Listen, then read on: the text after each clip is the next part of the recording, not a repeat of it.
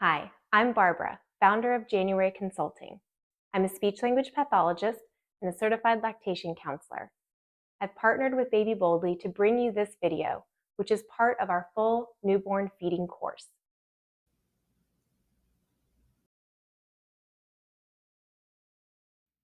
Okay, I am not here to tell you if your baby should or shouldn't take a pacifier.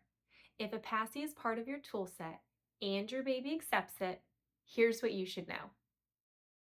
Passies can be used for babies who like them to calm or help them get organized.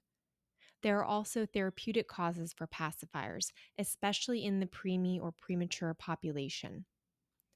Skin to skin snuggling is also a great way to physiologically calm baby and you. And it's not just reserved for breastfeeding babies, and either parent can do skin to skin with their baby. The key is not to have clothing or material between baby's skin and your chest. So, this would be like a diaper for baby and ideally no top or one that opens in the front for you. Then you could put a blanket or a light cover over both of you if you like. This is an often overlooked in home strategy, but there are a lot of physiological benefits to skin. Please do not skip feedings with a pacifier. It's fine if you need a minute to get ready for the feeding, but crying often means that we're at a later hunger cue, and feeding a little bit sooner next time might be helpful. 24/7 fussiness is not expected in typical babies, and a pacifier should not be influencing your baby's oral development due to around the clock usage. And lastly, when your child's old enough to try to mouth objects or put their hands in their mouth, make sounds, vocal play, babble, and attempt words, give them lots and lots of time to do so without the pacifier in your mouth. You'll thank me later when their developmental skills are not affected by chronic pacifier use. Just like bottles, there are a lot of pacifier options which use marketing promises to sell to us. If the material is important to you, then start there. It's going to be in your baby's mouth and they're going to be sucking on it.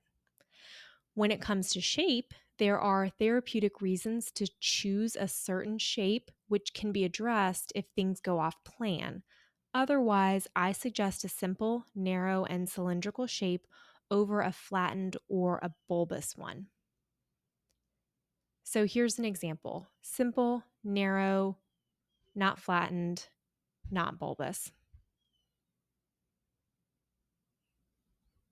If your baby doesn't like a pacifier, that's okay.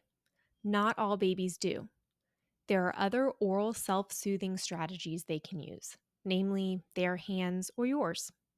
You can help them bring their little fists to the front of their mouths, and eventually they'll bring their own hands to their mouth. I know everyone wants to know what they should choose for their baby regarding pacifier versus their thumb, but the truth is, each baby has their own unique preferences and sucking propensity. So, in the end, they're going to tell us.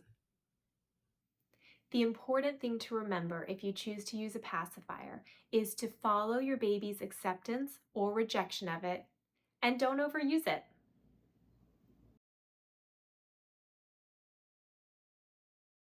I hope you found this video helpful.